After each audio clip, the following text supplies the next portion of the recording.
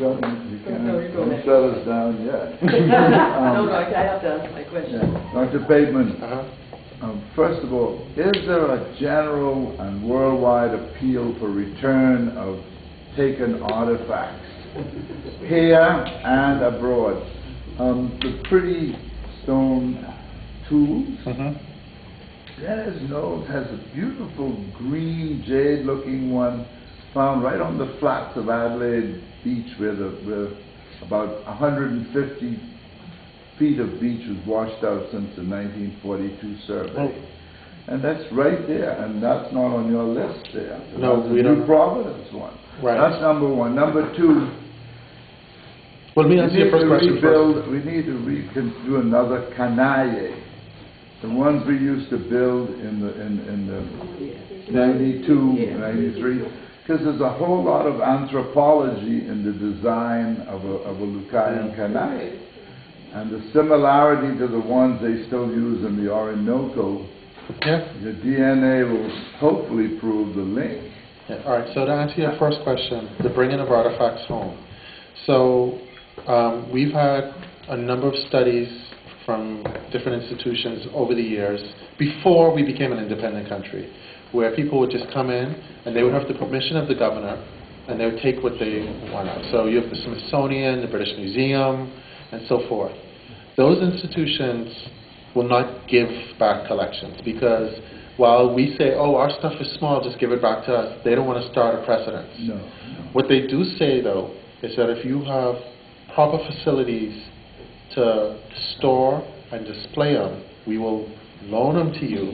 But the loan is basically a permanent loan.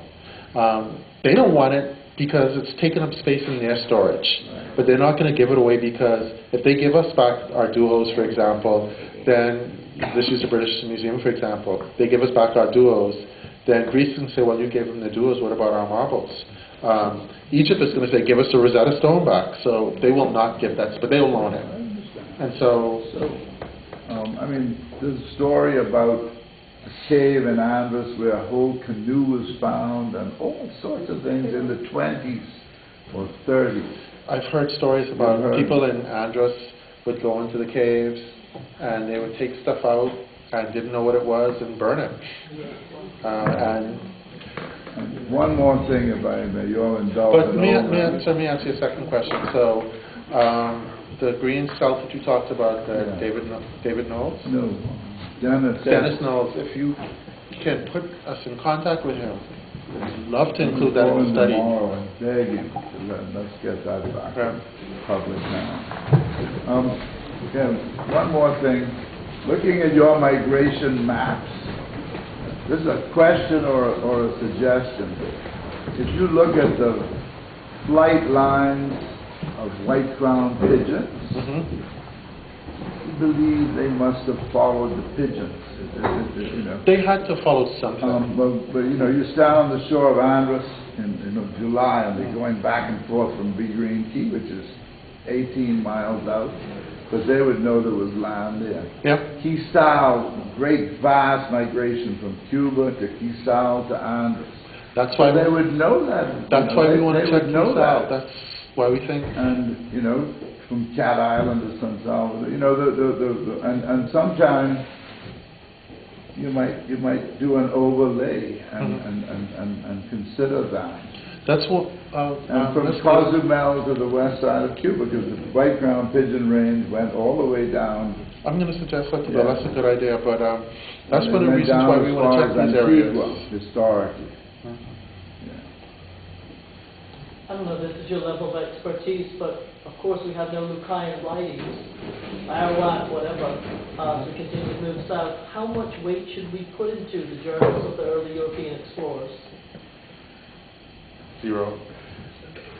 No, not 0. We have to, when we look at their journals, we have to understand that there is a bias. They're going to see things through their eyes. And especially, the only written account that we can say definitely of Lucayans is Columbus. Now, if you know the history of Columbus's journal, he came back, presented it to the Queen, they put it aside somewhere, and We don't know where Columbus's original journals are. What we have is basically what's used in his journal. I think it's de las Casas. Las Casas. Las Casas, a recreation of his journal from, I don't know, from his own notes, from memory, or from copying, who knows. But it's a copy. And then when Columbus talks about how he communicates with these indigenous people. He had a Jewish interpreter.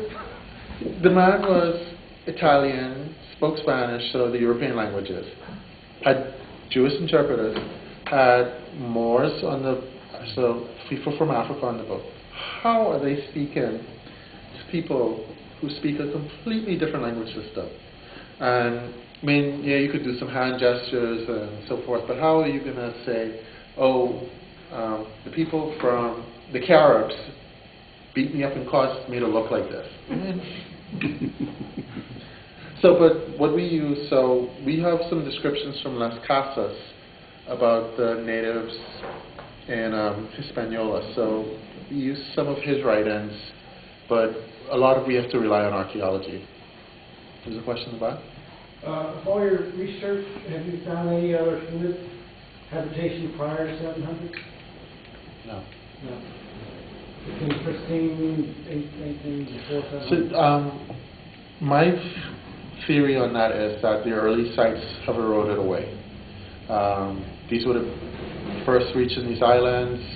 The first place you would have been was right on the beach, the coastline. But we all know with hurricanes, global climate change, and so forth, we've lost a lot of coastline. So those early sites have probably been lost. You said one of the slides you showed may have pointed to evidence of human sacrifice or ritual sacrifice. The one where the person was stabbed, tied up and stabbed in the back. Has there been any type of, archaeological evidence that pointed to maybe not a temple, but a certain religious structure or site that may have been used for that? All right, well, let me not say no.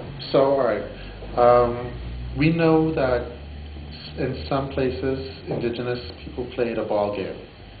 There is evidence of a ball court in the Turks and Caicos Islands, but this would have been associated with that early migration from Hispaniola that left.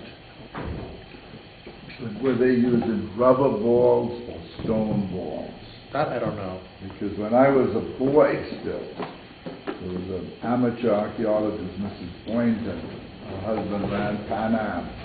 And she kept asking me about whether we ever saw anything that might look like a ball court or ball. In the Turks and Caicos, yes. Well, in Niagara in 1967, I went with my brother, and we were all about in the bush doing all sorts of mischief. And there was one place where we were hog hunting, and there were literally hundreds of perfectly round stone balls. And each one had a notch in it, like a little notch. And we brought some back, but someone told us, oh, no, those are fossils of shrimp holes, and it was dismissed. But I've always wondered. Now, recently somebody asked me if you could find those again. Do you remember where it was? And but I sometime know we I'd want to like do to some go work back on and that see if we also. could reconstruct that. We believe Nassau was another critical location for us, and so we'd like to do some work there. I know we're in discussions with the National Trust about doing some work in Little Nassau. So sure, please. Carl, you had a question? Perfectly. I was just wondering if today's retainers are actually descendants of Lucayans, or were they all wiped out? All right. If you ask some people, they'll say yes. You do have some people who will say that they're genetically descended from Lucayans. Once again, as I said earlier in my presentation, I'm the type of person, show me the evidence. What we know, once again, so Ponce de Leon said he only saw one person. Well, he was looking for it. But we also know, based on archaeology, that the Lucayans were in the Bahamas longer than 1513. We do know that there was some Lucayans here to the end of the 1500s, possibly early 1600s. We do know that. Now, the question is, where? So we found some isolated sites, but also, I lost my train of thought. Woods Rogers Proclamation. Oh, no, all right, so, no, it's the Lutheran Adventurers. When they were planning their trip to the Bahamas, they made allowances for indigenous people if they found any here. So why would they do that unless they had some belief or knowledge that there's possibly indigenous people here?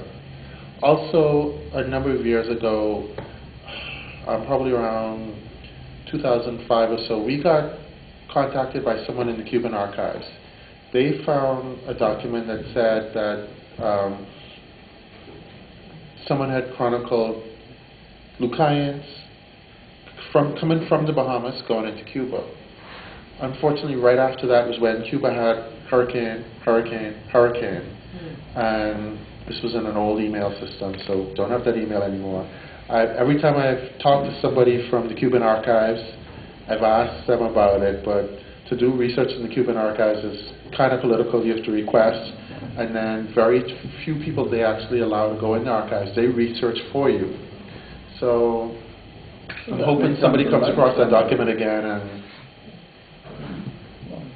okay, could you please clarify when to use Lucayan and when to use Arawak? don't use Arawak at all. What does that mean?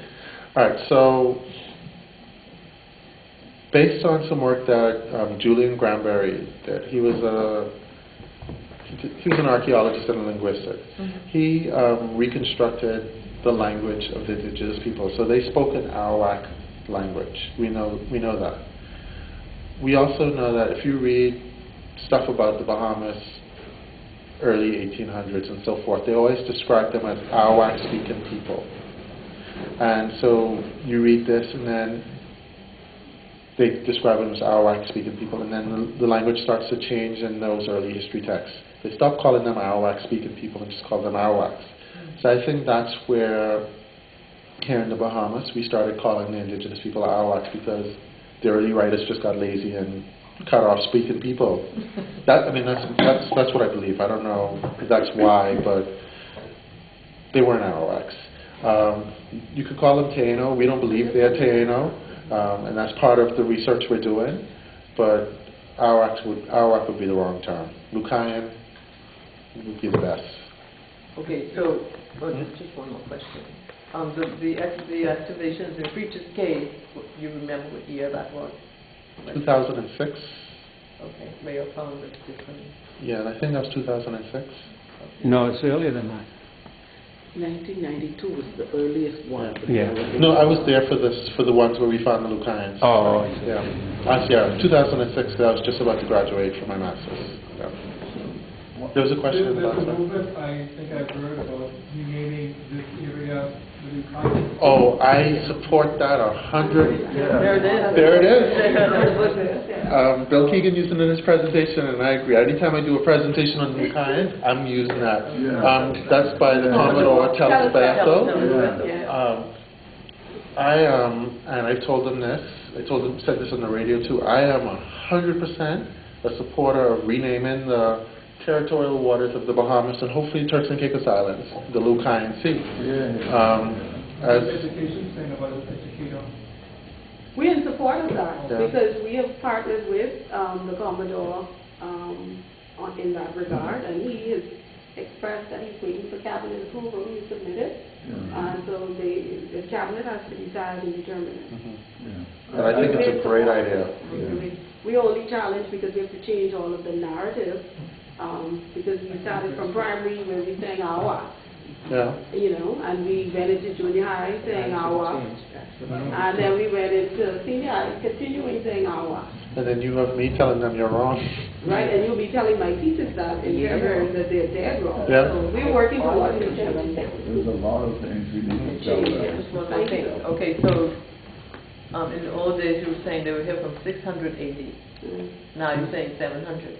700. No, it makes a lot. That's a whole 100 years. So keep the 600 then No, we still say 680 when we describe it, but the earliest radiocarbon dates Because all right, so radiocarbon dates give us a range, and we tend to take what's called the intercept as the date. So you'd be right with saying 600. You'd even be right with saying 500, because some of the dates range into 500. Just one last question, and I'll be finished. Mm-hmm. How many Lucayans did Columbus kill when he came to the Bahamas?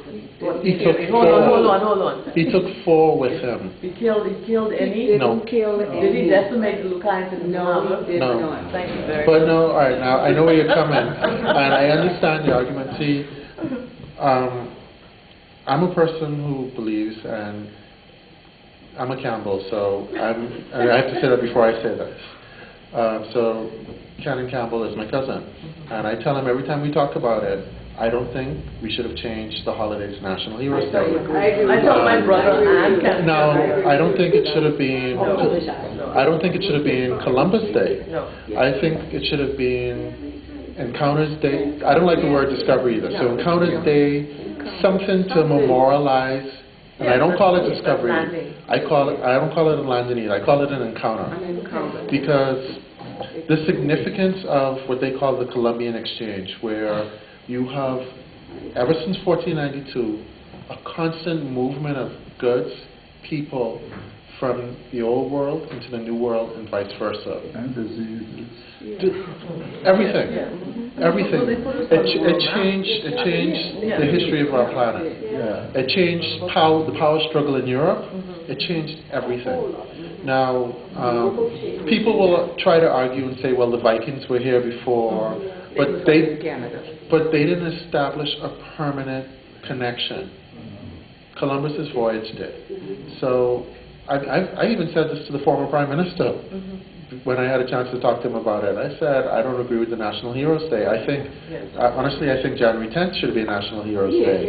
But that's, and whenever I'm asked to talk about the subject on air, I'd say this is my opinion.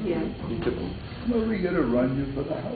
no, I have an uncle in there. I don't need to go in there.